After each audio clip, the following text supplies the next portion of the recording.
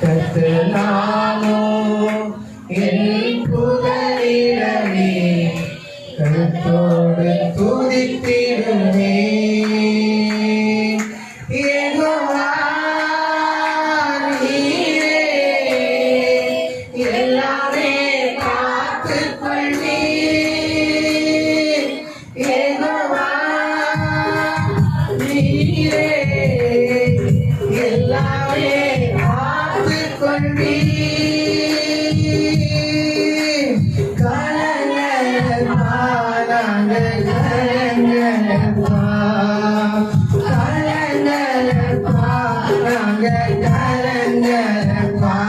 கர்த்தனாமோ எங்கள் புகலிடமே கருத்தோடு துதித்திடுமே கர்த்தனாமோ எங்கள் புகலிடமே கருத்தோடு துதித்திடுமே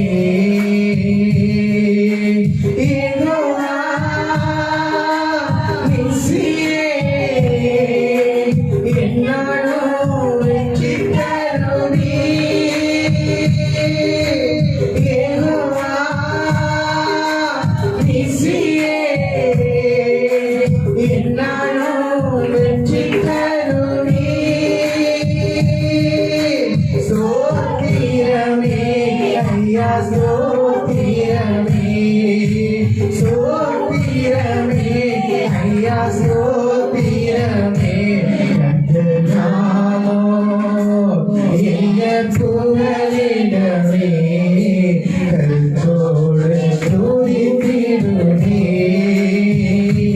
கர்த்தனாமோ எங்கள் புகலிடமே கருத்தோடு துதித்திடுமே யெகோவா ராமா சுகம் தரும் தெய்வமே யெகோவா ராமா சுகம் தரும் தெய்வமே கலங்கலப்பா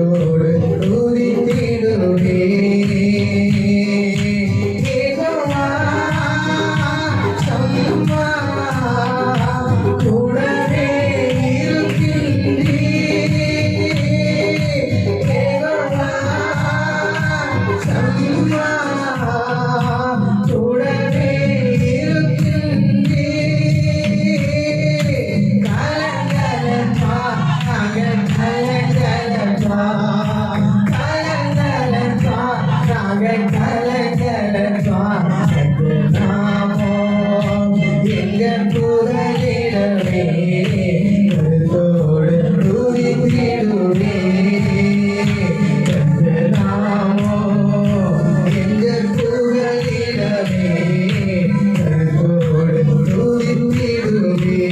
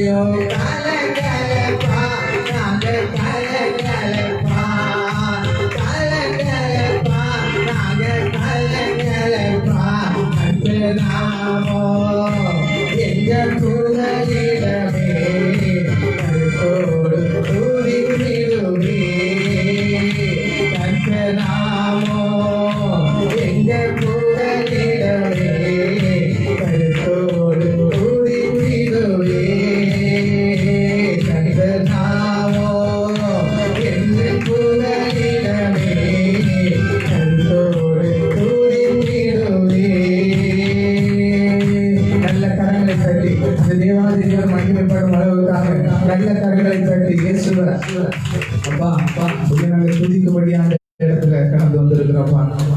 எங்க மனசுல இருக்கிற எல்லா கவலையும் கண்ணீரும் இந்த நாட்கள்ல மாறும் இயேசுப்பா. நாங்க என்ன பிரயாசத்தோட வந்தோம், எதற்காக இந்த இடத்துல வந்து இருக்கிறோம், எதற்காக அவரோட இந்த இடத்துல வந்து இருக்கிறோம் உங்களுக்கு தெரியும் இயேசுப்பா. நம்ம ஒரு நாள் விட்டு கொடுக்காம நம்ம நடத்துகிற ஒரே தேவன் அவர் மாட்டது. எல்லாருக்கும் ஒரு பாடல் தான் ஜெபசித்தையோடு சேர்ந்து இந்த பாடலை பாடி ஆராதனை கடந்து செல்கிறோம். நான் உன்னை விட்டு விலகுவதில்லை, நான் உன்னை என்றும் கைவிடுவதில்லை, நான் உன்னை விட்டு விலகுவதில்லை, நான் உன்னை என்றும் கைவிடுவதில்லை, நான் உன்னை விட்டு விலகுவதில்லை, நான் உன்னை என்றும் கைவிடுவதில்லை, நான் உன்னை விட்டு விலகுவதில்லை, நான் உன்னை என்றும் கைவிடுவதில்லை. பயப்படாதே நீ மனமே, நான் காத்திடுவேன் உன்னை விட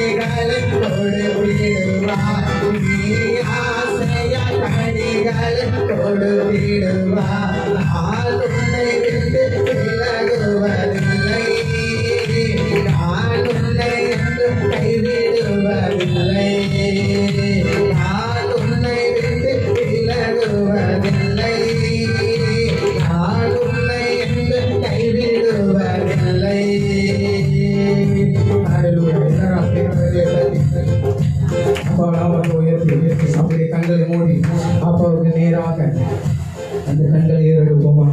அப்பா உண்மை துதிக்கிறோம் ஸ்தோத்திரம் சொல்லி எல்லாரும் உங்க நாவுகள் திறக்கப்பட்டது. கர்த்தருக்காக எதையாகிலும் செய்கிற என் ஜனம் என்னைக்குமே என் சமூகத்துல வந்து வெறுமையா இருக்கவே செய்யாது. எனக்காக வருகிற என் பிள்ளைகளை என்னைக்கு நான் ஆதரிப்பேன். நான் ஒரு நாள் அவங்களை விட்டு விலகுவதும் இல்லை, நான் அவர்களை ஒரு நாள் விட்டு கை விடுவதும் இல்லை. நான் அவர்களோடு கூட இருப்பேன்னு சொன்ன அதே ஆண்டவர் தான் இன்னைக்கு நம்ம கூடாண்டி இருக்கிறாரு. அவர் நம்ம கூடாண்டி இருக்கிறதுனால தான் இன்னைக்கு நம்ம இந்த இடத்துல வந்து நிற்கிறோம். நீங்க எல்லாரும் கண்களை மூடி அப்பாவை பார்த்து ஸ்தோத்திரம் சொல்லுங்க. அப்பா உண்மை துதிக்கிறப்பா, உண்மை பலப்படுத்துகிறப்பா.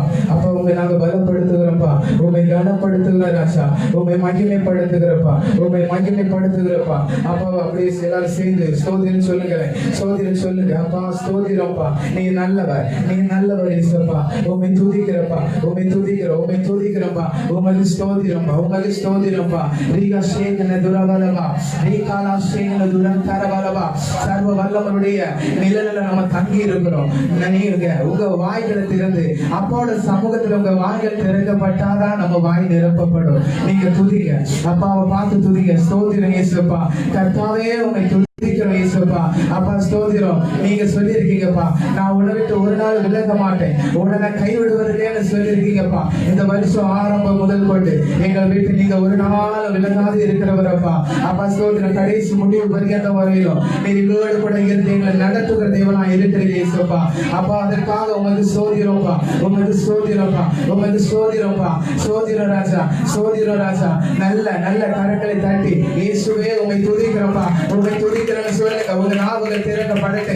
தேவ வல்லமை இந்த இடத்துல இறங்கி வரலாம். உங்க நாவுகள் நிரப்பப்பட்டா மட்டும்தான் கர்த்தருடைய வார்த்தை உங்களுக்கு கடந்து வரும். அப்பாவை பார்த்து சொல்லுங்க, அப்பா நான் உண்மை நேசிக்கிறப்பா, முழு இதயத்தோடு, முழு பலத்தோடு, முழு ஆவியோடு உண்மை நான் துதிக்கிறப்பா, உண்மை துதிக்கிறப்பா. நீயே என் தேவனுடைய சரீரமா இருக்கிறாரு. நீ அப்பா சொல்லியிருக்கிறாரு, நீ தான் தேவனுடைய சரீரமா இருக்கிறார். அவருடைய சரீரம் உடம்புல இருக்குது. அப்பாவோட சரீரம் உடம்புல இருக்கிறதுனால நீ கர்த்தருடைய ஆவியில நீ எழுதுவ, கர்த்தருடைய ஆவியில நீ எழுதுவ. நீ எழுப்பி சொல்லிக்கிற மகனா, எழுப்பி சொல்லிக்கிற மகனா இருப்ப. கர்த்தர் உனக்கு பட்சத்துல இருக்கிறார், ஒரு வலது பட்சத்துல இருக்கிறார், ஒரு வலது கையருகே இருக்கிறார். நீ எதிர்த்து கலங்காடா. கர்த்தர் உன் நடுவில் இருக்கிறார். அவர் கோணலானதுல செவ்வையாக மாற்றுகிறவர். நான் உன்னை விட்டு விலகுவது இல்லை, நான் உன்னை கைவிடுவது இல்லை. நான் உன்னை காண்கிற தேவனா இருக்கிறேன், நான் உன்னை காண்கிற தேவனா இருக்கிறேன். நீ எதை நினைச்சு பயப்படாத, எதை நினைச்சு கலங்காத, எதை நினைச்சு திகையாதீங்க. கர்த்தர் உங்கள் நடுவில் கொடுக்கிறார். அவரை கோணலானதுல செவ்வைப்படுத்துகிறார், அவரை உங்கள் கோணலானதுல செவ்வைப்படுத்துவார். அப்பா ஸ்தோத்திரப்பா, நீ பெரியவராய் இருக்கிறீரப்பா. நீ பெரியவர், நீ பெரியவர், நீ பெரியவரப்பா, நீ பெரியவரப்பா. நீ பரிசுத்தரப்பா, நீ பரிசுத்தரப்பா. நீங்க சேகன துரவலவா, நீங்க சேகன துரந்தரவலவா. தேவ மகிமை, தேவ மகிமை உங்களை ஆளுகை செய்வதாக. கர்த்தருடைய கரம் உங்களை இப்பொழுது பற்றி பிடிக்கட்டு. இயேசுவின் கரம் உங்களை பற்றி பிடிக்கட்டு. இயேசுவின் வல்லமை உங்களை பற்றி பிடிக்கட்டு. நீங்க நிரம்பத்தக்கதாக அபிஷேக நிறைவு. நீங்கள் சேகன துரவலவா, நீமா சேகன துரந்தரவலவா. தேவ மகிமை, தேவ மகிமை இறங்குது. உங்க உள்ளங்களுக்குள் அசைவாடுகிற ஆவியானவர் இப்பொழுது வெளியிறங்கமாக. இயேசுவே உம்மை துதிக்கிறப்பா. ஆமென், ஆமென், ஆமென். சோதிரப்பா, நீர் பெரியவர், நீர் பெரியவரப்பா. நீர் எங்களை விட்டு ஒரு நாள் விலகாதவர், நீர் விலகாதவர், எங்களை தள்ளாதவர் இயேசுப்பா. அப்பா கூப்பிட தாத்தை குஞ்சுகளுக்கு கூட நீர் அப்பா ஆகாரம் கொடுக்கிற நல்ல தகப்பனப்பா. இந்த நாள் வரையிலும் எங்களுக்கு நல்ல ஆகாரத்தை தந்து ஆவிக்குற கையிலேயும் அப்பா நீர் எங்களை பலப்பட வச்சிருக்கீங்கப்பா. அதற்காக உங்களை ஸ்தோத்திரம் ராஜா. ஹalleluya, ஹalleluya, ஹalleluya. நீர் பெரியவர், நீர் பெரியவரப்பா, நீர் பெரியவரப்பா. நீர் சமாதானத்துக்கு உரியவர் இயேசுப்பா. நீர் சர்வ வல்லமை உள்ள தகப்பனப்பா.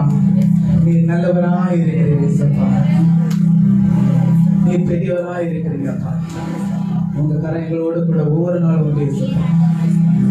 நாங்கள் உங்களை என்னைக்கு பார்க்கிறோம் இயேசுப்பா. இரவு நேரத்துல பார்க்க, இரவும் பகலுமா எங்களை பார்த்து அப்பா எங்களை நடத்துகிற ஒரே தேவன் யாருன்னா நீங்க மாத்திரம் இயேசுப்பா.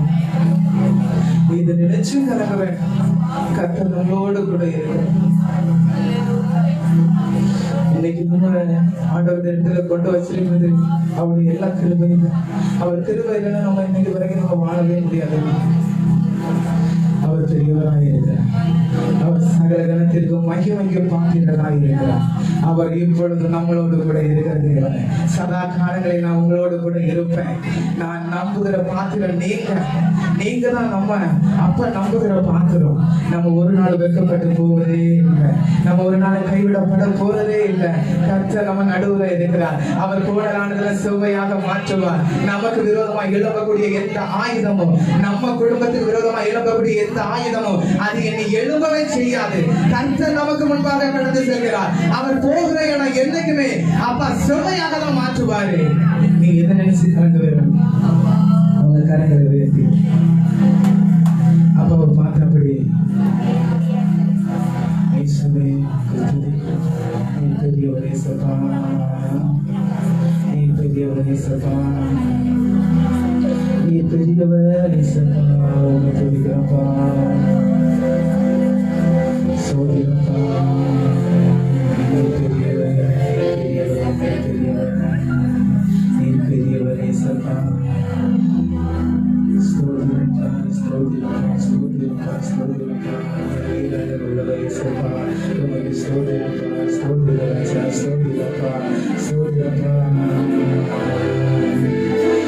விலையேற பெற்ற வீடுகளை கொடுத்தீ, விலையேற பெற்ற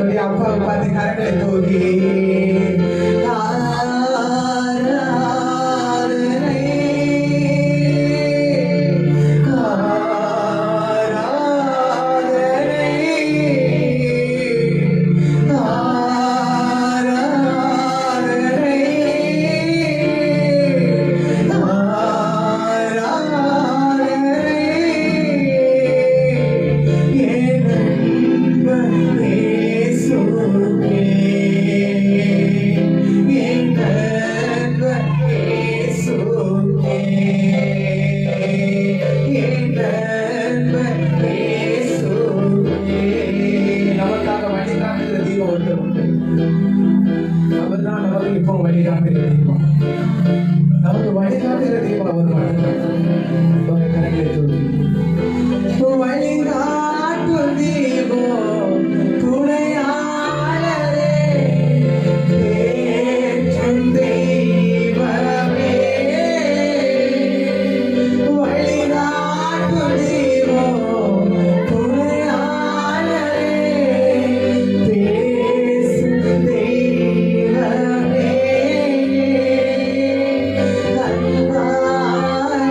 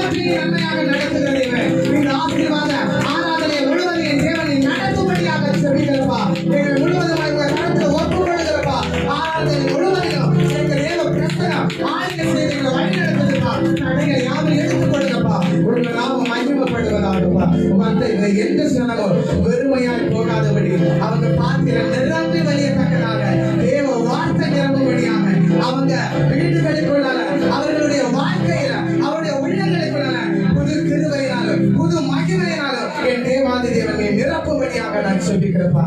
நீரே கூட அபரிமிதமாய் ஆசீர்வதிக்கும்படியாக சொல்லிக்கிறேன். அப்பா இருக்கிற தடைகள் பிரச்சனைகள் எல்லாம் மாறி போகுது உங்க கருத்துல. அப்ப நாங்க ஒப்படைத்து சொல்லிக்கிறப்பா. ஸ்தோத்திரம் செய்து கொடுக்கிற அப்பா அந்த தாசர் உங்க கருத்துல ஒப்பு கொடுக்கிறப்பா. அப்பா ஸ்தோத்திரம் தாசருக்கு விரோதமா எழுப்பி நிற்கிற அப்பா பொருளாக இயேசுவின் நாமத்தினால விலகி போகுது இயேசுப்பா. உங்க நாம மகிமைக்காக தேவன் கொடுக்கிற அந்த வார்த்தை அவங்களுக்கு ரோசனம் உள்ளதாகவும் அவங்க இந்த வாழ்க்கையை எழுப்பி நடக்கிறதுக்கு தக்கதாக அப்பா அந்த வார்த்தையை அவங்க வாழ்க்கையில கிரிய செய்யும்படியாக என் தேவன் எழும்பு எழும்பு சீயோனே உன் வல்லமையை தரித்துக் கொண்டு எழும்புன்னு சொல்ற அந்த வார்த்தைப்படி அப்ப அவங்க எழும்பி செவிக்க அப்ப என்னையினால நீர் அபிஷேகம் பண்ணபடியா உங்க கருத்துல நான் அப்பா அந்த தாசர் ஒப்பு கொடுக்கிறேன். அப்ப நீரை வெளியடைத்து பாதுகாத்து கொள்ளுங்கப்பா. எந்த ஒரு தீங்கும் அப்பா சபையோ போதகரை இங்க வந்திருக்கிற சனைத்தையோ அப்ப அண்ணுக்காதபடி தடைகள் எல்லாம் விலகி போகும்படியா நான் இயேசுவின் நாமத்தில் நினைச்சிருக்கிறப்பா. தாங்கிக் கொள்ளுங்க, நிலப்படுத்துங்க, தப்பு வைக்கப்பா. இயேசுவின் நாமத்தில் நினைச்சிருக்கிற சிவன் நல்ல பிதாவை எல்லாம் சேர்க்கிறேன்.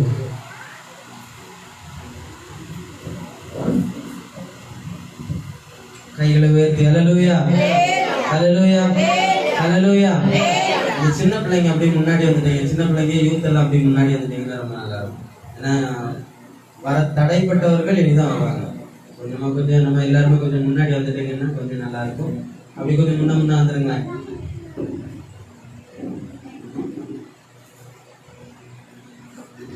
ஹல்லேலூயா ஹல்லேலூயா. கர்த்தர் நல்லவர். ஆமென். இன்னைக்கு சண்டே கிளாஸ் ஸ்டார்ட் ஆகிட்டு ஃபர்ஸ்ட் சண்டே கிளாஸ் 8:45 ஸ்டார்ட் ஆகி 9:30 மணிக்கு சக்ஸஸாக முடிஞ்சு. ஹல்லேலூயா ஹல்லேலூயா. அடுத்த சண்டே கிளாஸ் 11 மணிக்கு ஸ்டார்ட் ஆகும். கர்த்தருடைய நாமம் மகிமைப்படட்டும். இப்போ 2 ஆராதனை மாதிரி 2 சண்டே கிளாஸ் நடந்துட்டு இருக்கு. இன்னும் கர்த்தர் நிறைய பேரை கூட்டி சேர்க்கணும். எங்களுடைய ஜெபம் என்னன்னா ஒரு சண்டே கிளாஸ் 100 பிள்ளைங்களாவது வேணும். ஹல்லேலூயா ஹல்லேலூயா. கர்த்தர் காரியங்களை வாய்க்க பண்ணுவார். ஏன்னா சிறு பிள்ளைங்களை வந்து எழுப்பிட்டாச்சுனாலே போதும். ஒரு பெரிய ஒரு ஊழியம். நீங்க ஜெபிச்சுக்கங்க. உங்க ஜெபத்தினாலதான் இன்னைக்கும் இந்த ஊழியங்கள்ல ஒரு சில காரியங்கள் வெற்றிகரமா முடிஞ்சிட்டு இருக்கோமே. ஹல்லேலூயா. ஸோ செயின் ப்ரேயர்ல இருக்கிறவங்க இன்னும் செயின் ப்ரேயர்ல நான் ஜாயின் ஆக விரும்புறேன் அப்படின்னு சொல்றவங்க தயவு செஞ்சு ஜாயின் ஆகுங்க. ஜாயின் ஆகாதவங்க இருந்தீங்க அப்படின்னு சொன்னா உங்க பேரை பதிவு செஞ்சு செயின் ப்ரேயர்ல நீங்க கண்டினியூ பண்ணுங்க. சனிக்கிழமை நடந்துட்டு இருக்கு. ஸோ கர்த்தர் காரியங்களை எல்லாம் வெற்றிகரமாக முடிப்பார். ஆமென் ஆமென். 3வது வார சனிக்கிழமை எல்லா சனிக்கிழமையும் நம்ம சபையில வைத்து ஒரு சில நாட்கள் மட்டும் நம்ம சபையில வச்சு நடக்கும். ஓப்பன் ஆன பிறகு நம்ம மண்டபத்துக்கு போயிடலாம். ஸோ அது வரைக்கும் நம்ம சபையில வச்சு 3வது வார சனிக்கிழமை உபவாச கூடுகை கண்டிப்பாக நடைபெறும். ஸோ பக்கத்தில் இருக்கிறவங்க, எதிர்த்த வீட்டில் இருக்கவங்க, பின்னாடி வீட்டில் இருக்கவங்க, மேலே வீட்டில் இருக்கவங்க, கீழே வீட்டில் இருக்கவங்க எல்லாரையும் இங்கே கூட்டிட்டாங்க. ஹல்லேலூயா. கர்த்தர் அவர்களையும் ஆசீர்வதிக்கட்டும், அவர்களும் சமாதானம் அடையட்டும். ஆமென். ஸோ அடுத்த வாரத்திலிருந்து என்னன்னா உங்க பக்கத்தில் இருக்க சின்ன பிள்ளைங்க எதுவும் சண்டே கிளாஸுக்கு போகாமல் இருக்காங்க, சர்ச்சுக்கு போகாமல் இருக்காங்க அப்படின்னு சொன்னால் இங்கே கூட்டிட்டு வாங்க. கர்த்தருடைய வார்த்தையை அவர்களுக்கு கொடுப்போம். ஆமென். ஸோ வரும்போதும் ஒரு முக்கியமான ஒரு காரியம் உண்டு. உங்க பக்கத்து வீட்டில் இருக்கிறவங்க ஒருவேளை சபைக்கு போகாமல் இருக்கலாம், இல்லை அவங்க வந்து போகிற நிலைமையில் இல்லாமல் இருக்கலாம், இல்லை மன கஷ்டத்தில் இருக்கலாம், பண கஷ்டத்தில் இருக்கலாம். எல்லாருக்கும் கஷ்டம் உண்டு, எல்லாருக்கும் உபத்திரம் உண்டு, எல்லாருக்கும் சோதனை உண்டு, நான் உட்பட. ஸோ எல்லாருக்குமே ஒவ்வொரு பிரச்சனைகள் இருக்கும். அதுக்கு ஒரு சொல்யூஷன், அதுக்கான ஒரு மருந்து இங்கே தான் கிடைக்கும். சபையில தான் கிடைக்கும், இங்கன்னு இல்லை, சபைகளில் தான் கிடைக்கும். அவங்கள நீங்கள் கூட்டிட்டு வாங்க. கர்த்தர் அவர்களை ஆசீர்வதிக்கட்டும், உங்க மூலமா அவங்கள ரட்சிக்கப்படட்டும். ஆமென் சொல்லுங்க. ஹல்லேலூயா. உங்க மூலமா, ஏன்னா பரலோகம் வந்து 1000 பேர் துதிக்கிறதுனால, 1000 பேர் கை தட்டுறதுனால, ட்ரம் அடிக்கிறதுனால, கீபோர்டு போடுறதுனால இதெல்லாம் சொல்லவே இல்லை. ஒருத்தர் மனம் திரும்பி ரட்சிக்கப்பட்டாலே பரலோகம் என்ன செய்யுமா?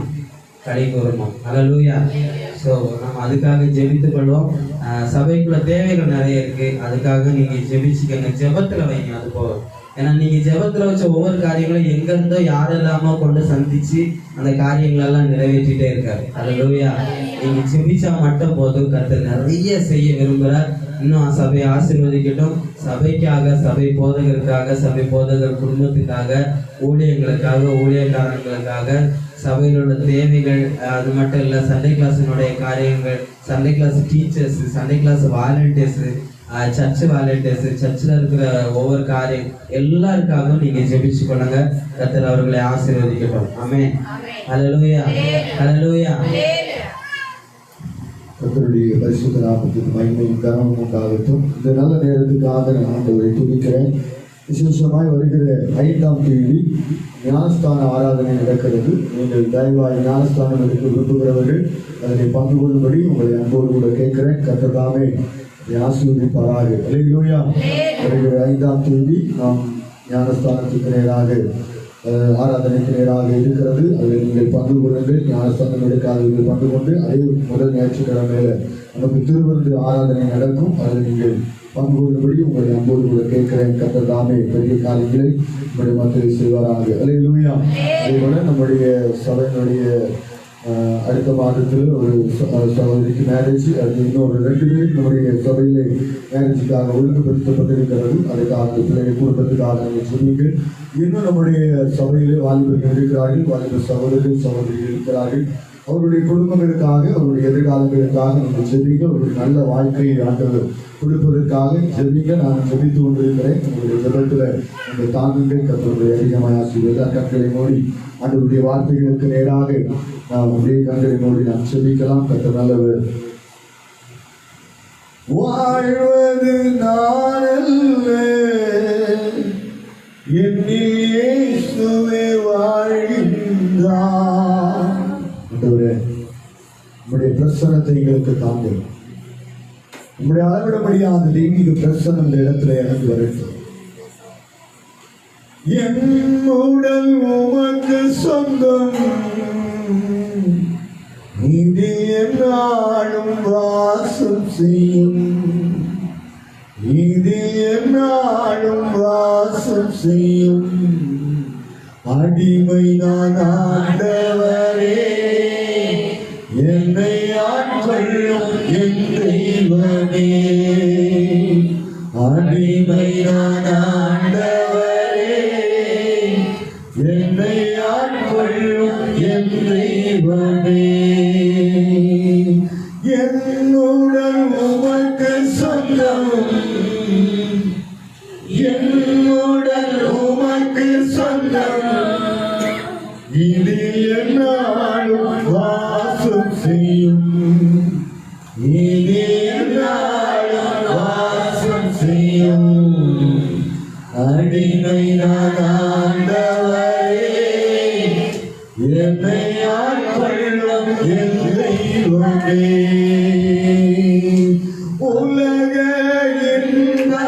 இன்பமெல்லாம், உலக இன்பமெல்லாம் நான் உதறி தள்ளிவிட்டேன், நான் உதறி தள்ளிவிட்டேன். அடிமை நான் ஆண்டவரே, என்னை ஆட்கொள்ளும் என் தெய்வமே. அடிமை நான் ஆண்டவரே, என்னை ஆட்கொள்ளும் என் தெய்வமே. பெருமை செல்வமெல்லாம், பெருமை செல்வமெல்லாம் இனி வெறுமை என்றுணர்ந்தே, இனி வெறுமை என்றுணர்ந்தே. அடிமை நான் ஆண்டவரே, என்னை ஆட்கொள்ளும் என் தெய்வமே. அடிமை நான் ஆண்டவரே, என்னை ஆட்கொள்ளும் என் தெய்வமே. வாழ்வது நானல்ல,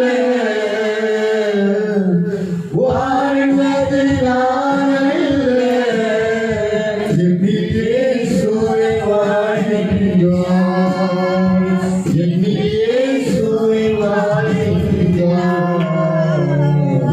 அடிமை நான் ஆண்டவரே, என்னை ஆட்கொள்ளும் என் தெய்வமே.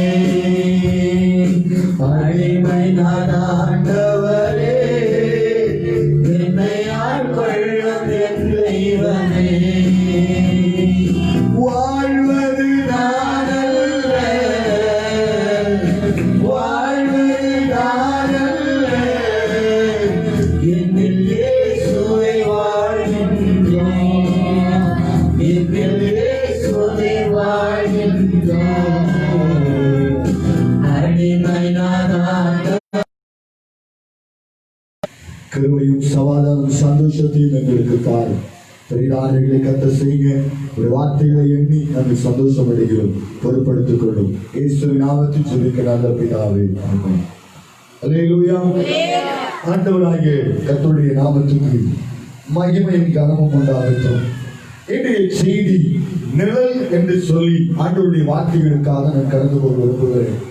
நிழலை குறித்து வேதத்திலே அநேக காரியங்கள் சொல்லப்பட்டிருக்கிறது. முதலாவது சர்வ வல்லவனுடைய நிழல், இரண்டாவது நிழல் முட்செடியினுடைய நிழல், மூன்றாவதாக திராட்சை செடியினுடைய நிழல், அடுத்ததாக அத்திமரத்தினுடைய நிழல், ஐந்தாவதாக சேட்டைகளின் நிழல், அடுத்ததாக எகிப்தினுடைய நிழல், அடுத்ததாக கிச்சிலி மரத்தினுடைய நிழல், அடுத்ததாக எட்டாவது காரியம் ஆவணக்கு செடியினுடைய நிழல், ஒன்பதாவதாக பேதருடைய நிழல். இப்படி 9 நிழலை குறித்து நாம் தியானிப்போம் என்று சொன்னால் சாயங்கால வேளை ஆகிவிடும். ஆனால் காலை முதல் ஆராதனையிலே சர்வ வல்லவருடைய நிழல் என்று சொல்கிற தியானத்தோடு கூட தியானித்தோம். இரண்டாவது காரியத்துக்கு நேராக முட்செடியுடைய நிழல் என்று சொல்லி அந்த முட்செடியை குறித்து நாம் தியானிக்க போகிறோம். நியாயாதிபதிகள் 9ஆம் அதிகாரம் 14ம் 15ஐயும் ஒருவர் வாசிக்கலாம். நியாயாதிபதிகள் 9ஆம் அதிகாரம் அதனுடைய 14ம் 15ஐயும் ஒருவர் வாசிக்கலாம்.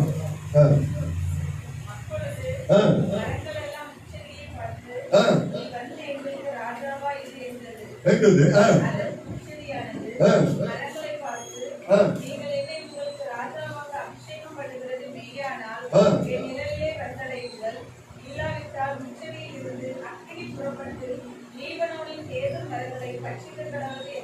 சரி போல்.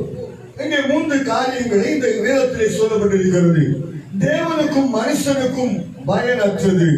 இந்த முள்செடி குறித்து வேதம் தெளிவாக சொல்லப்பட்டிருக்கிறது. இது ஒரு பயனற்றது என்று சொல்லப்பட்டிருக்கிறது. காரணம் என்ன சொன்னால் வேதத்திலே ஒரு ரகசியம் இருக்கிறது. என்ன அப்படி சொன்னால் ஆதி காலத்திலே அந்த முட்செடிகள் என்ன செய்யும் என்று சொன்னால் அந்த முட்செடியிலே பாதுகாக்கப்படுகிற ஒரு மிருகங்கள் எல்லாம் பாதுகாக்கப்படுமா. அந்த நாட்களிலே முட்செடிகளை குறித்து சொல்லப்பட்டதற்கு காரணம் என்ன? அது ராஜாவுக்கு அடையாளம் என்று சொல்லப்பட்டிருக்கிறது. இப்படிப்பட்ட ஒரு காரியத்திலே தேவனுக்கும் மனுஷனுக்கும் பயனற்ற ஒரு முட்செடி என்ன செய்கிறது என்று சொன்னால் யாத்ராகமம் 3ஆம் அதிகாரம் அதனுடைய 2வது வசனத்தையும் வாசித்து கேட்கலாம். ஒருவர் வாசிக்கலாம். யாத்ராகமம் 3ஆம் அதிகாரம். அங்கே கர்த்தருடைய தூதனானவர் முட்செடியுடைய நடுவிலே இருந்து அக்கினி ஜுவாலையும் தரிசனமானார். உற்று பார்த்தான். முட்செடி அக்கினியால் ஜுவாலித்திருந்தது. அது வெந்து போகாமல் இருந்தது. முட்செடியை பொறுத்த வரைக்கும் நல்லா எரிகிற ஒரு மரம். ஆனால் அந்த முட்செடி கூட வேகாமல் இருந்தது என்று சொல்லி பைபிளில் நாம் பார்க்கிறோம். இதனுடைய அர்த்தம் என்ன அப்படின்னு சொன்னால் வேதத்தில் சொல்லப்பட்டிருக்கும் குடும்பம் முட்செடியாக ஒருவேளை இருக்குமானால் அந்த முட்செடி வெந்து விடுமோ, வேதனைப்படுமோ, துன்பப்படுமோ என்று சொல்கிற ஒரு சூழ்நிலைகள் இருக்குமானால் அந்த முட்செடியை வேகாதபடிக்கு மாற்றுவதை போல ஆண்டவர் வேதம் தெளிவாய் சொல்லப்பட்டிருக்கும் குடும்பம் முட்செடியாக இருக்கலாம். ஆனால் அந்த முட்செடி என்ன செய்யும் என்று சொன்னால் அது வேகாதபடிக்கு இருக்குமா, வெந்து போகாதபடிக்கு ஒரு சூழ்நிலைகளுக்குள்ளாக உண்டாகும் என்று சொல்லி வேறு நமக்கு முன்பாக சொல்லப்பட்டிருக்கிறது. முட்செடி அக்கினியால் ஜுவாலித்து எரிந்தும் அது வெந்து போகாமல் இருந்தது. இதனுடைய அர்த்தத்தை நான் உங்களுக்கு சொல்வதற்கு காரணம் என்ன? இது மோசேக்கு தேவன் கொடுக்கிற அழைப்பு. ஒரு வித்தியாசத்தை அந்த முட்செடிக்குள்ளாக கொண்டு வருகிற ஒரு சூழ்நிலை. 40 வருஷமாய் வனாந்தரத்தினுடைய பாடுகளும் உபத்திரவங்களும் அவருடைய வாழ்க்கையில இருந்த பிறகு அதுக்கப்புறம் தேவன் ஒரு அழைப்பை கொடுத்து அந்த அழைப்பிலே ஒரு வித்தியாசம் இருக்கிறது. அந்த முட்செடிக்கு முன்பாக இருக்கிற அந்த முட்செடி எரியாதபடிக்கு ஒரு சூழ்நிலைகள் எரிந்து கொண்டிருக்கிற நேரத்தில் அந்த சூழ்நிலைகள் எப்படி இருக்கிறது சொன்னால் வெந்து போகாத ஒரு சூழ்நிலை. இதனுடைய அர்த்தத்தை தானியேல் 3ஆம் அதிகாரத்தில் அக்கினி எரிந்து கொண்டிருக்கிற ஒரு சூழ்நிலை வருகிறது. அந்த அக்கினியிலே 3 வாலிபர்கள் தீக்குள்ளாக போடப்படுகிறார்கள். ஆனால் அவர்களோ வெந்து போகாதபடிக்கு இருந்தார்கள். இன்னைக்கு பாருங்கள், நமக்கு முன்பாக தீயாய் இருக்கிற அநேக சூழ்நிலை வாழ்க்கையில வரும் பொழுது ஏதோ நம்ம வெந்து விடுவோமோ, இல்லை நம்முடைய வாழ்க்கை அழிந்து விடுமோ, இல்லை நம்முடைய வாழ்க்கை கேள்வியாக மாற்றப்படுவோம் என்று சொல்லி இருக்கிற அந்த நிலைமைகளுக்குள்ளாக இருக்கிற சூழ்நிலைகளை ஆண்டவர் மாற்றித் தரும்படியாக முச்சரியுடைய நிழலிலே நம்மளை தாங்குகிறவராக இருக்கிறார். ஆமென் சொல்லுங்க. சங்கீதம் 91 உன்னதமானவருடைய மரபிலே நிழலிலே தங்க வேண்டும் என்று வேதம் சொல்லுகிறது. இங்கே முச்செடியானது அந்த அளவுக்கு யாருக்கும் ரோஜனமற்று இருக்கிற ஒரு சூழ்நிலை. மிருகங்களும் அங்கே இருக்கிற பனைமரங்களும் பலவிதமான சூழ்நிலைகளுக்கு முன்பாக பாதுகாக்கப்படுகிறதை போல முச்செடிகள் வளர்ந்திருக்கும். ஆனால் அது ராஜாக்கு அடையாளமாக இருக்கிறது. ஆனால் அந்த அடையாளம் கூட அந்த முச்செடியானது பாதுகாக்கிறது கிடையாது, அது பயனற்றது என்று சொல்லப்பட்டிருக்கிறது. ஆனால் சங்கீதக்காரன் சங்கீதம் 91 மோசே இப்படியாக எழுதுகிறார், உன்னதமானவருடைய மரங்களே சர்வ வல்லவருடைய நிழலிலே நான் தங்குவேன். ஆமென் சொல்ல மாட்டீங்களா? ஆண்டவருடைய நிழல்களிலே தங்க வேண்டும். இந்த முச்சரியிலே தங்குவதற்காக அல்ல, அது நிழலிலே நாம் தங்குகிறோம். ஆனால் முச்சரியானது என்ன செய்கிறது என்று சொன்னால் பயனற்று இருக்கிறது ஒரு பக்கம், இன்னொரு பக்கம் நம்மளை அழித்து விடுகிற ஒரு சூழ்நிலை. ஆனால் வேதம் சொல்கிறது அந்த முச்சரி கூட வேகாதபடிக்கு ஒரு கிருபையை கர்த்தர் கொடுத்திருந்தார். அல்லேலூயா. நீங்க பாருங்க, வேதத்துல முதலாவது காரியம் ஆண்டவர் என்ன சொன்ன ஒரு காரியத்தை நான் உங்களுக்கு சொல்வதற்காக வாஞ்சிக்கிறேன். நம்முடைய குடும்பத்துல, நம்முடைய தொழிலில, நம்முடைய நண்பர்கள், நம்முடைய பாடுகள், நம்முடைய உபத்திரவங்கள், அது மட்டுமல்ல நம்முடைய வியாதிகள், நம்முடைய வாழ்க்கையில் இருக்கிற சகல விதமான சூழ்நிலைகளையும் நம்ம பார்க்கும் பொழுது அழிந்து விடுவோமோ வெந்து விடுவோமோ என்று சொல்கிற ஒரு சூழ்நிலை வரும் பொழுது அங்கே ஆண்டவர் என்ன செய்யறார் என்று சொன்னால் நம்மளை வெந்து போகாமல் பாதுகாக்கிறார். ஆமென் சொல்லுங்க. வேதம் நமக்கு என்ன சொல்கிறது என்று சொன்னால் கடைசி காலத்திலே பூமியானது அக்கினியால் புதுப்பிக்கப்பட போகிறது.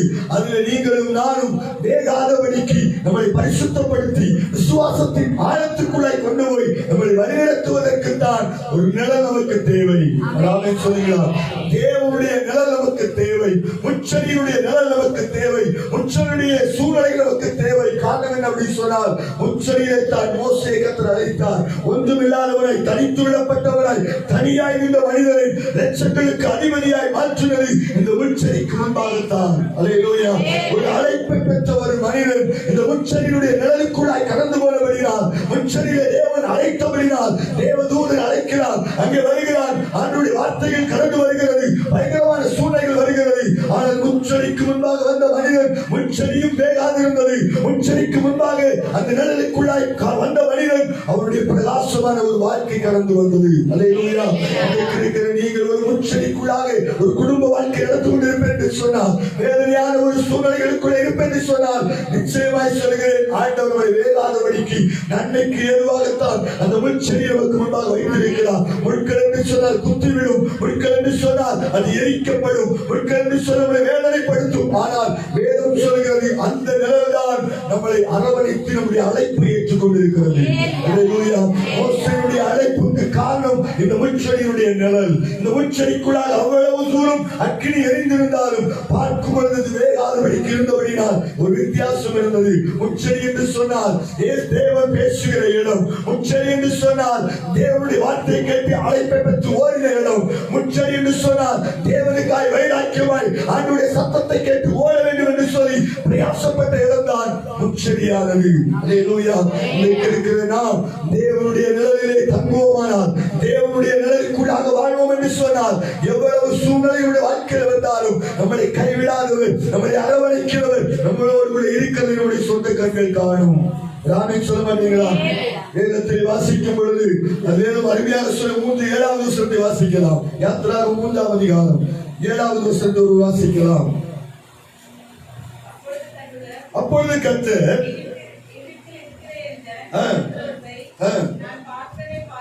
பாக்களை பார்த்து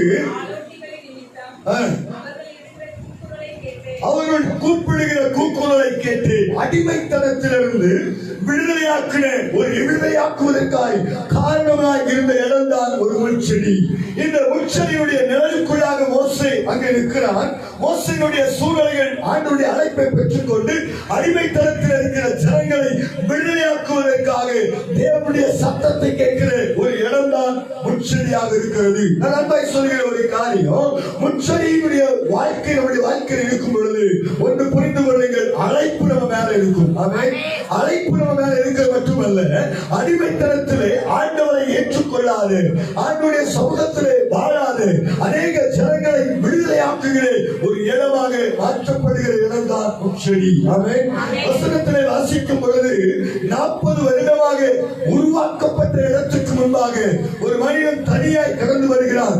அந்த தனியாய் கடந்து வந்த மனிதனோடு கூட தேவன் பேசுகிறார். பேசுகிற இடம் முட்செடியாக இருந்தாலும் ஆண்டவர் ஒரு வித்தியாசத்தை கட்டளையிட்டு வித்தியாசமான ஒரு சூழ்நிலைகளுக்குள்ளே அழைக்கிறார். நான் ஏன் சொல்றேன் அப்படின்னு சொன்னா, இந்த முட்செடி எரிந்து கொண்டிருந்தால் அது ஒரு பிரோஜனம் இல்லை, எரிந்து சாம்பலாகிவிடும். ஆனால் அந்த முட்செடி இருக்கிறது. ஆனால் இருக்கிற இடத்திலே அது வேகாதபடிக்கு வெந்து போகாதபடிக்கு இந்த சூழ்நிலைகளுக்கு காரணம் என்ன சொன்னார்?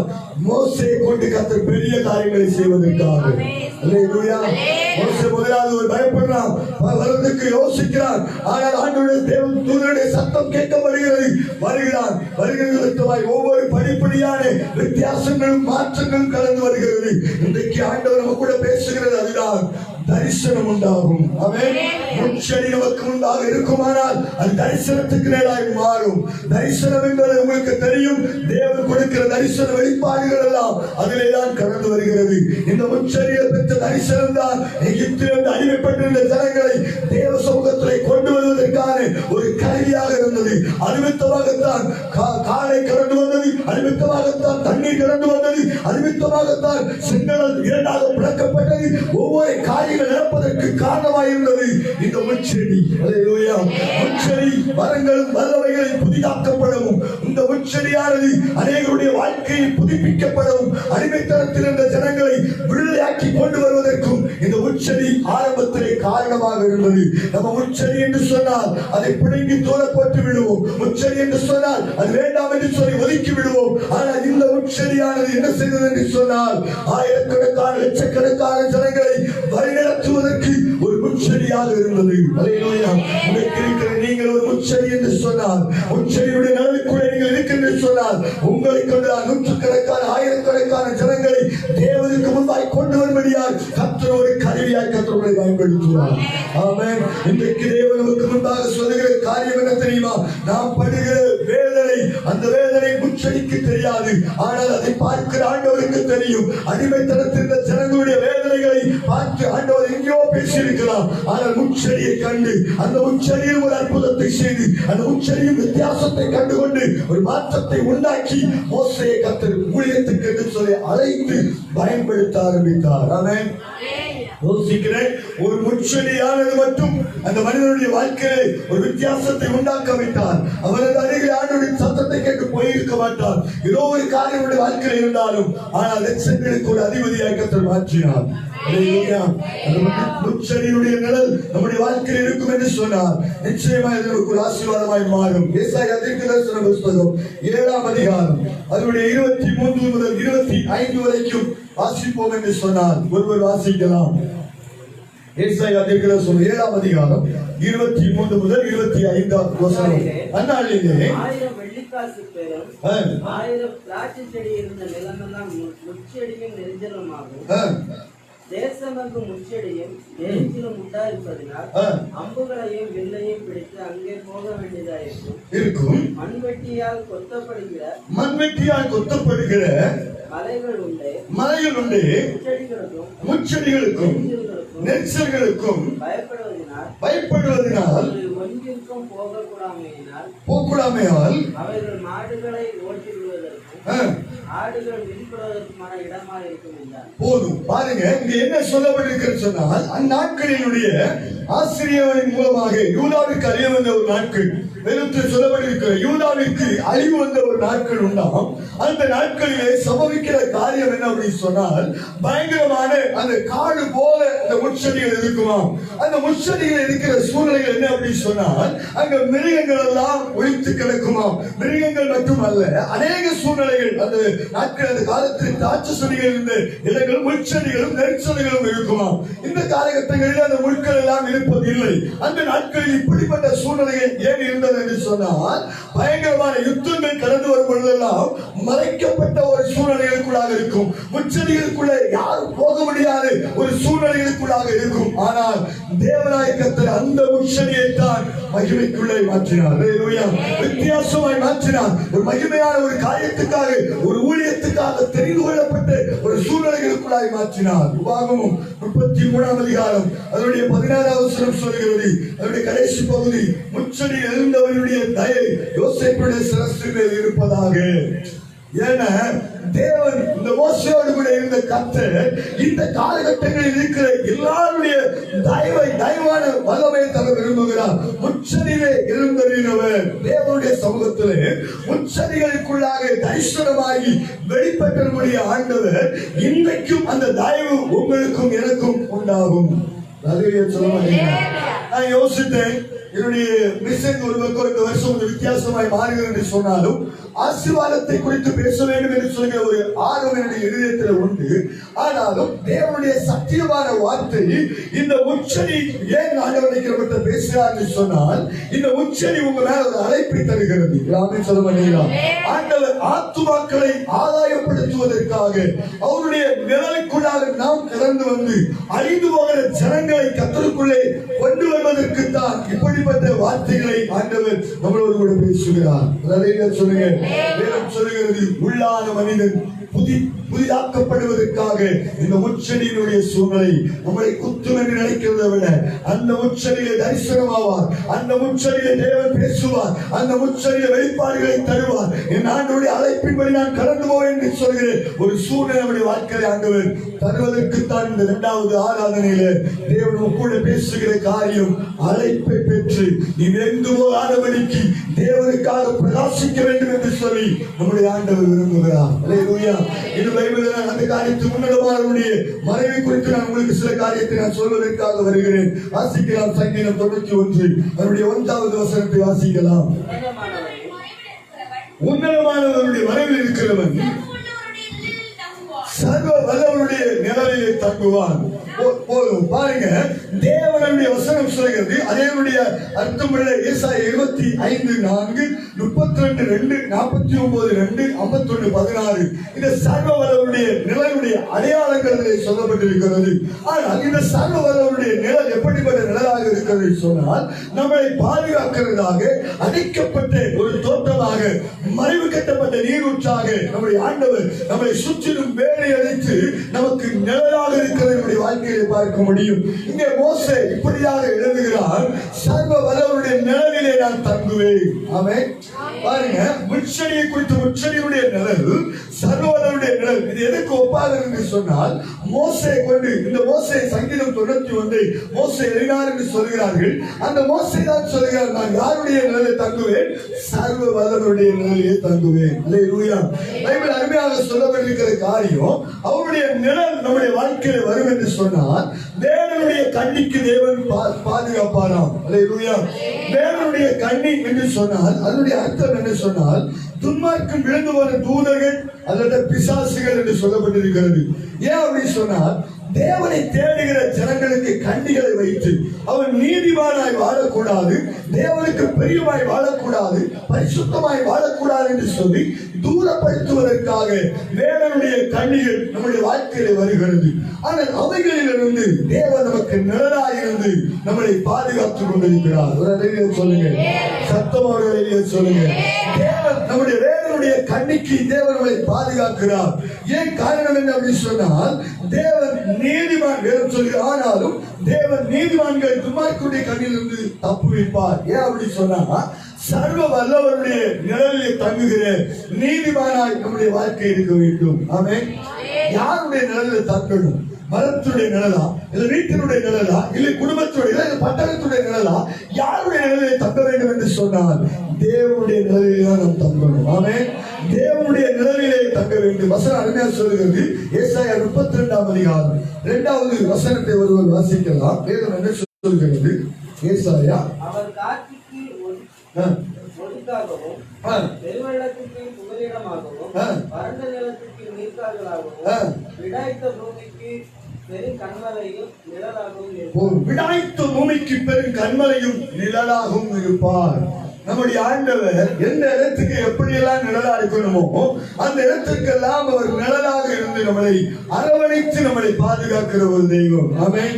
இன்னைக்கு ஆண்டவர் உங்களை பார்த்து சொல்லுகிற ரகசியத்தை தான் நான் சொல்றேன். ஆண்டவர் யாருக்கெல்லாம் நிழலா இருக்கிறார்னு சொன்னா அவருடைய சமூகத்தை தேடுகிறவர்களுக்கு அவர் நிழலா இருப்பார். ஆமென். வேதத்திலே அருமையாக சொல்லப்பட்டிருக்கிற ஒரு 4 காரியத்தை நான் உங்களுக்கு சொல்லுகிறேன்.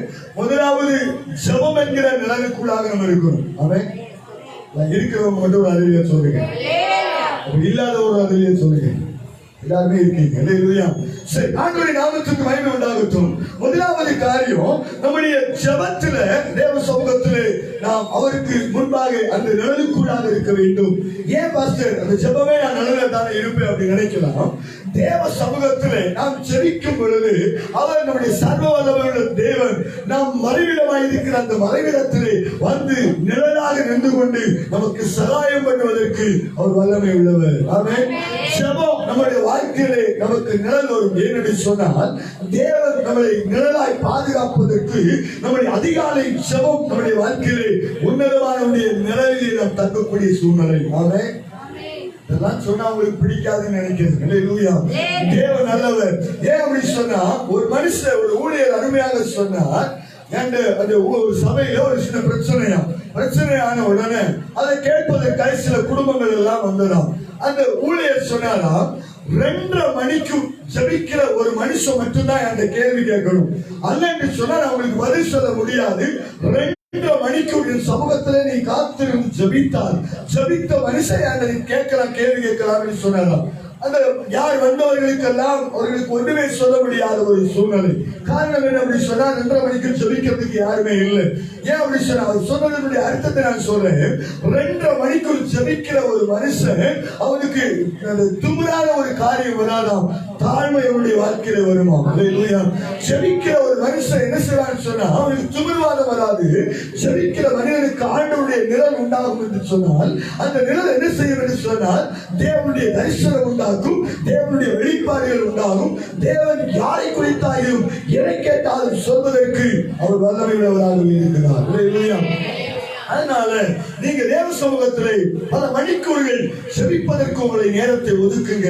அப்ப ஆண்டவர் உங்களுக்கு நிழலாக இருக்கிற நீங்கள் பார்க்க முடியும். நீங்க ஜெபிக்க என்ன நடக்கும் என்று சொன்னால் தேவன் எத்தனை சூழ்நிலைகள் வந்தாலும் வெந்து போகாதபடிக்கு தேவன் உங்களை அரவணைத்து பாதுகாப்பார். ஆமென். சொல்லுங்க. கிறிஸ்துவுக்குள் பிரியமான அன்புடைய பிள்ளைகள், ஏசாயா 51 அதனுடைய 14வது வசனத்தை ஒருவர் வாசிக்கலாம். ஏசாயா 51:16.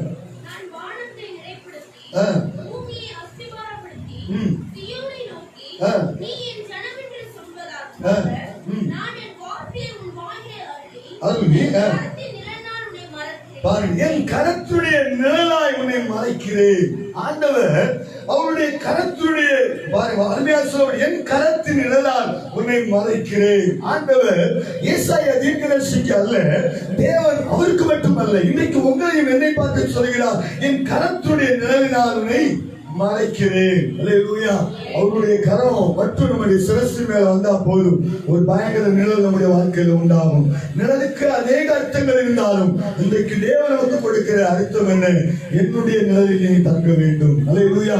அவருடைய நிழலிலே நீங்கள் தங்குவீர்கள் என்று சொன்னால் நிச்சயமான ஆசீர்வாதங்கள், நிச்சயமான நன்மைகள், நிச்சயமான கனமெல்லாம் உங்களை தேடி வருகிறது நீங்கள் பார்க்க முடியும். அடுத்ததாக என்னாகும் 14ஆம் அதிகாரம் 9வது வசனம் சொல்கிறது, அவர்களை காத்த நிழல் அவர்களை விட்டு விலகி போயிற்று. சில நேரங்களில் ஆண்டவருடைய நிழல்கள் நம்மளை விட்டு மாறி போய்விடும். காரணம் என்ன? சரியான ஜெபம் இல்லாம, சரியான ஆராதனை இல்லாம, சரியாய் தேவ சமூகத்தில் ஆண்டவரை தேடாத பட்சத்திலே நாம் நம்முடைய ஆண்டவரை விட்டு நம்முடைய நிழல்கள் எல்லாம் மாற்றப்பட்டிருக்கும். நான் ஒன்று சொல்லுகிறேன், முதலாவது உங்கள் ஜெபம் சரியாக இருக்கும் என்று சொன்னால் தேவனுடைய நிழல் உங்கள் குடும்பத்தை விட்டு மாறாது. ஆமென். இரண்டாவதாக என் சமூகம் உனக்கு முன்பாக செல்லும் என்று சொன்ன அந்த வார்த்தை நம்முடைய வாழ்க்கையில் இல்லை என்று சொன்னால் ஆண்டவருடைய வாழ்க்கையிலே அந்த நிழல் நம்முடைய வாழ்க்கையில் இல்லாமல் போய்விடும். மூன்றாவது காரியம், தேவனுடைய நாமம் நம்முடைய வாழ்க்கையில் இல்லை என்று சொன்னால் அவருடைய நிழலை நாம் பார்க்க முடியாது. அல்லேலூயா. நான்காவதாக, அவருடைய பாதுகாப்பு இல்லை என்று சொன்னால் நிச்சயம் அவருடைய நிழல் நம்முடைய வாழ்க்கையில் இருக்காது. அவருடைய நிழல் நம்மை விட்டு கடந்து போய்விடும். சில நேரங்களில் அப்படித்தானே எகிப்தில் அடிமைப்பட்டிருந்த ஜனங்கள் எல்லாம் ஆண்டவருடைய சமூகத்தை கேட்டார்கள். தேவம் இல்லை என்று சொல்லி பயங்கர சூழ்நிலைகள் கடந்து வந்த பொழுது ஒரு நாள் தேவ சமூகத்தை மோசே ஜெபிப்பதற்காக கடந்து போய்விட்டார். தேவ சமூகத்தை கடந்து போகும் பொழுது எகிப்தில் அடிமைப்பட்டிருந்த ஜனங்கள் எல்லாம் செய்த காரியம் என்ன தெரியுமா? ஆண்டவர் இல்லை, மோசே தெரியல, ஆரோரை பிடிச்சு எங்களுக்கு ஒரு தேவத்தை உண்டாக்கும் என்று சொல்லி ஒரு கண்டுக்குட்டிய தேவன் என்று சொல்லி வணங்குவதற்காக ஆயத்தப்பட்டார்கள். தேவனுடைய வார்த்தை கோபமாய் மாறினது. மோசேக்கு பயங்கரமான கோபம். மோசேயிடத்தில் தேவன் பேச ஆரம்பித்தார். ஜனங்களை பார், அன்றைக்கே நான் அழித்து இவர்கள் நிமித்தமாய் நான் மனஸ்தாபப்படுவேன் என்று சொல்லி ஆண்டவர் பேசினார். இன்றைக்கு இருக்கிற நாம் நம்முடைய ஆண்டவருடைய நிழலை பெற்றுக் கொள்வதற்காக ஆண்டவருக்கு பிரியமான காரியத்தை செய்கிற ஒரு வாழ்க்கை நம்முடைய வாழ்க்கையில் தேவை. ஆமென் சொல்லுங்க. நம்ம ஆண்டவருடைய பிள்ளைகள் 2வது ஆராதனைக்கு வந்திருக்கிற உங்களோடு நான் அன்பாய் சொல்கிறேன். ஆண்டவர் நம்மளை விட்டு விலகிட்டார்னு சொல்வதை விட நம்ம தான் சில நேரங்கள் ஆண்டவரை விட்டு விலகி தூரமாய் போகிறோம். அவருடைய நிழல் நம்மளை எப்பொழுதும் தாங்க வேண்டும். அல்லேலூயா. அப்ப வேதம் தெளிவாக சொல்லுகிற காரியத்தை நான் உங்களுக்கு சொல்கிறேன். அடைக்கலமாய் அவருடைய மறைவிடமாக நாம் இருக்க வேண்டும் என்று கர்த்தர் விரும்புகிறார். அவருடைய மறைவிலே நாம் காத்திருப்போம் என்று சொன்னால், அவருடைய சத்திய விசுவாசத்துக்குள்ளே நாம் இருப்போம் என்று சொன்னால் நிச்சயமாகவே தேவனுடைய ஆசீர்வாதங்களும் தேவனுடைய நன்மைகளும் உண்டு. துன்ப வேலையில் எல்லாம் அவருடைய நிழல் நம்மை பாதுகாக்கும். அல்லேலூயா. வேதனை வரும் பொழுதெல்லாம் நமக்கு அவர் நிழலாயிருந்து ஆலோசனை தந்தார். நம்ம ஓடிய ஓட்டத்தை எல்லாம் பார்த்துதான் தேவன் நமக்கு ஒரு ஆலோசனையின் தேவனாய் நம் நடுவிலே உலாவினார். ஆமென். யாருக்கு ஆண்டவருடைய நிழல் தேவை? வயதானவர்களை பார்த்தா அவங்களுக்கு தெரியும். எப்ப பார்த்தாலும் ஒரு கொடையை பிடிச்சிட்டு போயிட்டே இருப்பாங்க. அவங்களுக்கு தேவை என்ன தெரியுமா? சரீரத்துடைய எல்லா இதுக்கும் அவங்களுக்கு கொடை நிழல் தேவை. ஆனா இன்றைக்கு ஆண்டவர் சொன்னார், என் கரத்துடைய நிழலிலே உன்னை மறைப்பேன். கரத்துடைய நிழலிலே அவர் மறைக்க போகிறார் நம்மளை, உங்களையும் என்னையும் அப்படிப்பட்ட ஒரு சூழ்நிலைகளுக்குள்ளாக ஆண்டவர் வைத்திருக்கிறார். ஆமென் சொல்ல மாட்டீங்களா? இன்றைக்கு இருக்கிற உங்களோடு நான் சொல்கிறேன், அவருடைய சமூகம் நமக்கு நிழலாய் இருக்க போகிறது. ஆமென். நம்ம போகும் பொழுது நமக்கு வெயில் வரலாம், மழை பெய்யலாம், எந்த சூழ்நிலைகள் வந்தாலும் சரி நமக்கு நிழலாக இருந்து நம்மளை அரவணைத்து நம்மளை பாதுகாத்து ஒவ்வொரு நாளும் அவருடைய நிழலுக்குள்ளாக அவருடைய வரவேற்கத்துடைய நிழலுக்குள்ளாக நம்மளை அரவணைத்துக் கொண்டிருக்கிறத பார்க்க முடியும். சங்கீதம் 57 அதனுடைய 1வது வசனத்தை வாசிப்பீர்கள் என்று சொன்னால் வசனத்தை வாசிக்கலாம். சங்கீதம் 57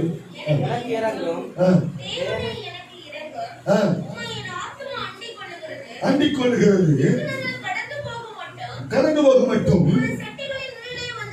உமது செட்டைகளின் நிழலிலே வந்து நான் அடைவேன். அப்படிதான் தேவ சமூகத்துல அவருடைய நிழலிலே நம்ம அடையணும். ஆமென். கோழியை குறித்து உங்களுக்கு தெரியும். அந்த கோழியானது குஞ்சுகளை பார்க்கும் பொழுது ஒரு அடைக்கலான் கோழி போல் அப்படியே பயங்கரமாய் அது மூடி இருக்கும். இதுக்கு இருக்கிற உங்களோடு நான் அன்பாய் சொல்கிறேன், எப்பவுமே தேவனுடைய சமூகத்திலே 3 வேளை தானியேல் ஜெபித்ததை போல, 3 தாவீது ஜெபித்ததை போல நாமும் அடிக்கடியாக தேவ சமூகத்திலே அவருடைய நிழலிலே வந்து அடைகிறவர்களாய் மாற்றப்பட வேண்டும். சொல்ல மாட்டீங்களா? ஏன் ஆண்டவர் நம்ம பேசுகிறான்னு சொன்னா, நம்முடைய ஆவிக்குரிய வாழ்க்கையில இன்னும் கர்த்தர் ஏதோ ஒன்று எதிர்பார்க்கிறார். ஆமென். இன்னும் ஆண்டவர் நம்மகிட்ட எதிர்பார்க்கிற ஒரு காரியம், நீ உலக நிழல்ல போய் விடாத, உலக காரியத்துல விழுந்து போகாத, முச்சடிக்குள்ளாக விழுந்தாலும் அது வேகாதபடிக்கு நான் பாதுகாத்ததை போல இன்றைக்கு அவருடைய அடைக்கலத்துக்குள்ளாக நீங்கள் வருவீர்கள் என்று சொன்னால் அந்த நிழல் நம்மளை அரவணைத்துக் கொள்ளும். ஆமென் சொல்ல மாட்டீங்களா? நீதிமான் அவருடைய நிழலிலே தங்குவான். அல்லேலூயா. நீதிமானாக தேவ சமூகத்தில் துன்மார்க்கனாலே அவருடைய நிழலிலே தங்குவது, தேவனுடைய பிள்ளைகள் அவருடைய நிழலிலே தங்குவதற்கு ஆண்டவராகிய கர்த்தர் அதிகமாக நம்முடைய வாழ்க்கையிலே மேன்மைப்படுத்தி வைத்திருக்கிறார். அப்போஸ்தலர் 7ஆம் அதிகாரம் 30 அதனுடைய 35 ஒரு வாசிக்கலாம். அப்போஸ்தலர் 7ஆம் அதிகாரம் அதனுடைய 30வது வசனம் ஒரு வாசிக்கலாம். 40 வருஷம் சென்ற பின்பு வனாந்தரத்திலே கர்த்தருடைய தூதனானவர் முச்சடி எரிகிற அக்கினி ஜுவாலையிலே அவருக்கு தரிசனமானார். பாருங்க, தேவ சமூகத்திலே ஆண்டவருடைய தரிசனம் நம்முடைய வாழ்க்கையிலே கடந்து வர வேண்டும். அப்படிதான் இருக்கும் நம்ம வாழ்க்கை. அல்லேலூயா. மோசேக்கு 40 வருஷமாய் தெய்வீக பயிற்சி நடக்கிறது. ஒரு பயங்கரமான பயிற்சியை தான் இந்த முச்சனையுடைய நிழலுக்குள்ளாக இந்த மனிதன் கடந்து போகிறான். தரிசனத்தை பார்ப்பதற்காக தேவனுடைய திட்டம் வாழ்க்கையை நிறைவேறுவதற்காக, சர்வனுடைய நிழலிலே தங்குவதற்காக, சர்வ வல்லவருக்காக, ஏதாவது ஒன்று செய்வதற்காக தேவனுடைய தரிசனத்தை பெற்றுக்கொண்டு ஓடுகிற ஒரு அனுபவம் உள்ளவராய் மாற்றப்பட்டார். இன்றைக்கு இருக்கிற உங்களோடு சொல்கிற ஒரு ரகசியம், நீங்கள் எவ்வளவு அவருடைய நிழலில் இருப்பீங்களோ ஒரு நாள் நீங்க வெந்து போக மாட்டீங்க. எவ்வளவு சூழ்நிலைகள் அந்த ராஜா நேபுகாத் ராஜா வந்து கூப்பிட்டு சொன்னாரு, இப்படிதான் இருக்கணும் அப்படின்னு சொல்லி, இல்ல நாங்கள் ஆராதிக்கிற தேவன் எங்களை தப்புவிப்பார். இந்த 3 பேரும் ஆண்டவருடைய நிழலில் நின்றவர்கள், ஆண்டவருடைய நிழலுக்காய் காத்திருந்தவர்கள், ஆண்டவருடைய தரிசனத்தை பெற்றவர்கள், ஆண்டவருக்காக வைராக்கியமா நின்றவர்கள். அனுமத்தமாகத்தான் கடைசி வரைக்கும் அவர்கள் வேகாதபடிக்கு இருந்தார்கள். இந்த அன்பா சொல்கிற இந்த வருஷம் உங்களை நடத்துகிறவர் கர்த்தர். ஆமென். உங்களை மேன்மைப்படுத்துகிறவர் ஆண்டவர், உங்களுக்கு சகாயம் பண்ணுகிறவர் தெய்வம். அந்த ஆண்டவர் நம்மகிட்ட விரும்புகிற ஒரு காரியம், அவருடைய நிழலிலே நீங்க தங்க வேண்டும். ஆமென். உங்களுடைய நிழலிலே நீங்க தங்கினா உங்களுக்கு ஒரு பெரிய ஆசீர்வாதம் இருக்கிறது.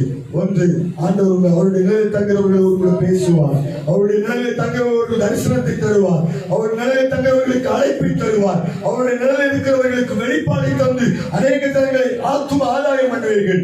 ஆண்டவருக்காக நீங்கள் வைராக்கியமான என்று அநேக கூட்டங்களை கொண்டு வருவதற்காக ஒரு விஷயம் கூட எல்லாரும் எழுந்து நின்று, ஆண்டவரே நான் உங்களுடைய நிலையிலே தங்க விரும்புகிறேன், உங்களுடைய நிலைக்குள்ளாக நான் வர விரும்புகிறேன், என் ஜெப ஜீவிதம் மாறட்டும், என் சமூகம் உனக்கு முன்பாக சேர சொன்னீங்களப்பா, எங்களுக்கு முன்பாக செலுத்தும் என்று கேளுங்க. கர்த்தர் அதிகமாக ஆசீர்வதிக்க போகிறார். சிலருடைய வாழ்க்கையில் ஒரு விடுதலை நான் ஆவியிலே பார்க்கிறேன். ஜெபிக்க முடியல, ஆராதிக்க முடியல, துதிக்க முடியல, சரீரத்தில் சோர்வது, சரீரம் ஒத்துழைக்கவே மாட்டேங்குது ஜெபத்துக்கு. நானும் பல மணிக்கு ஜெபிக்கணும்னு நினைக்கிறேன், ஆனா நடக்கலன்னு நினைக்கிறீங்களா? இன்றைக்கு அவருடைய நிலையில வாங்க. மோசே ஆண்டவருடைய நிலைக்கு முன்பாக கடந்து வந்தார். 40 நாட்கள் உபவாசம் பண்ணினார். அந்த மலையில எவ்வளவு வெயில் இருந்திருக்கும், எவ்வளவு சிச்சுவேஷன் இருந்திருக்காங்க, எவ்வளவு சூழ்நிலை அங்க இருந்திருக்கும். ஆனா அந்த மலையில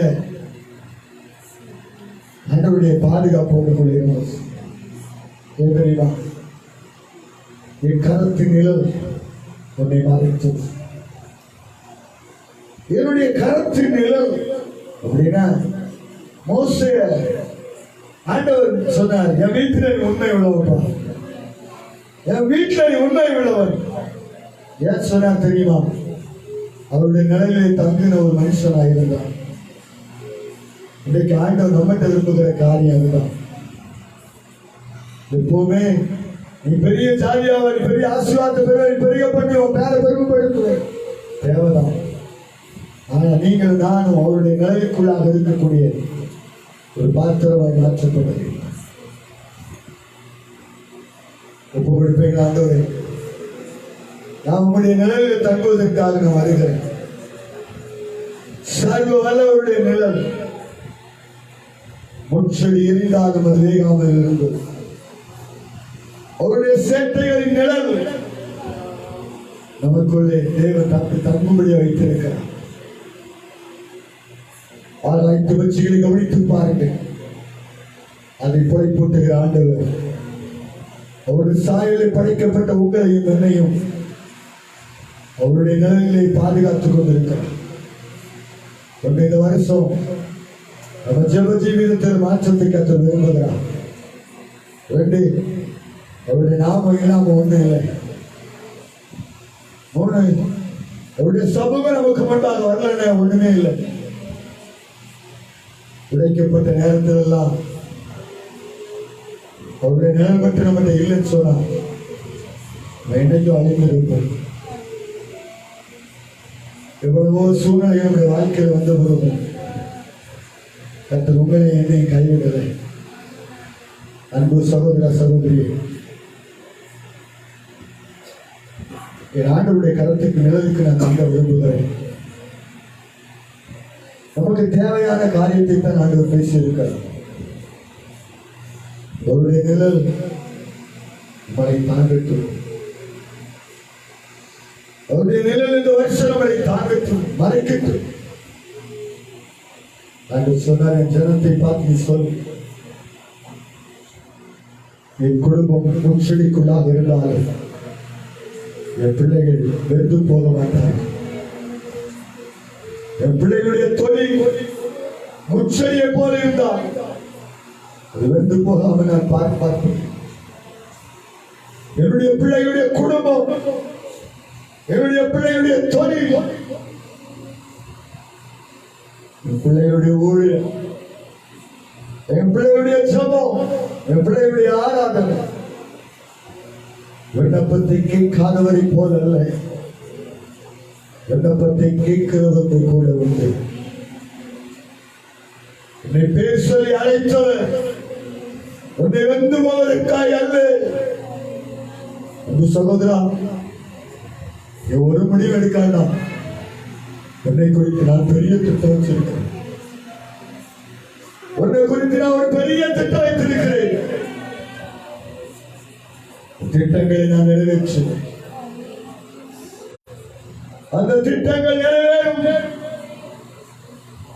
வானத்துக்கு பூமிக்கு அதிகாரம் உள்ள ஆண்டவர் சொல்லுகிறார், சகலத்தையும் நான் உங்களுக்காய் புதிதாக்க போகிறேன். உங்கள் குடும்பத்துக்கு நான் நிழலா இருப்பேன். நீங்க நினைக்கலாம், என் பிள்ளை வாழ்க்கை என்னைக்கு, என் பிள்ளை குடும்பம் என்னைக்கு நல்லா இருக்கும் என்று சொல்ற எண்ணெயில இருந்து உனக்கும் பிள்ளைகளுக்கும் ஆண்டவர் நிழலா இருக்கிறதை பார்ப்பான். கணவருக்கு அவர் நிழலா இருப்பார், உன் மனைவிக்கு அவர் நிழலா இருப்பார், உன் பிள்ளைகளுக்கு அவர் நிழலா இருப்பார். உனக்கு கொடுக்கப்பட்ட மருமகன் மருமகள், உனக்கு கொடுக்கப்பட்ட எல்லாருக்கும் அவர் நிழலா இருக்க போகிறார். உங்க பிசினஸுக்கு அவர் நிழலா இருப்பார். சர்வ வல்லவருடைய நிழலில் நான் தங்குவேன் என்று சொல்லி ஒப்பு கொடுப்பேன் சொன்னார். பாகம் 28 சொல்லப்பட்ட ஆசீர்வாதம். நீங்க பட்டணத்தில் வெளியிலும் ஆசீர்வதிக்கப்படுவீர்கள். நீங்க பட்டணத்தில் வெளியில் ஆசீர்வதிக்கப்படுவீர்கள். நன்றாய் தெரிந்த ஒரு காரியம், அவருடைய பாதத்தில் தங்கி இருக்கிறவர்களுக்கு வித்தியாசம் நிச்சயமாக உண்டாகும். நேற்றைக்கு ஒருவர் சொன்னார், நீடாம ஊழியம் பெரிய லெவல் எடுக்க போகிறது, நீடாம ஊழியம் பெரிய லெவல் எடுக்க போகிறது. அதற்கு காரணம் என்ன? நாம் அவருடைய நிலையில் இருந்தால் நம்முடைய ஊழியம் பாட லெவல்ல மாறும். எனக்கு நிறைய நல்ல ஆண்டவரே, பிள்ளைகள் மத்தியில் பெரிய காரியங்களை செய்ய சரீரத்தில் எங்கள் குடும்பத்தில் சரீரத்திற்கு நேராக எழுப்புகிற எங்கள் விசுவாச குடும்பங்களில் யாருக்கும் பலவீனம் இருக்கக்கூடாது. எந்த பலவீன சோர்வுகள் இருக்கக்கூடாது. ஆரோக்கியம் இப்பொழுது ஜனத்தின் மேல் இறங்கட்டப்பா. உங்களுடைய நிலையில் இருக்கிற ஒவ்வொருடைய சரீரத்தின் மேல் ஒரு சுகமளிக்கிற வல்லமை இறங்கி வருவதாக கர்த்தர் சொல்லுகிறார். ஒரு விண்ணப்பத்தை கேட்டு என் கரத்தின் நிலையை உன்னை மறைக்கப் போகிறேன். பயந்து நின்ற நாட்கள் போதும், கலங்கி நின்ற நாட்கள் போதும். அதாவே என்னுடைய வளர்ந்து கருவை ஆலயம் செய்யும் எல்லா தடைகளை நீக்கி போடுவதற்காக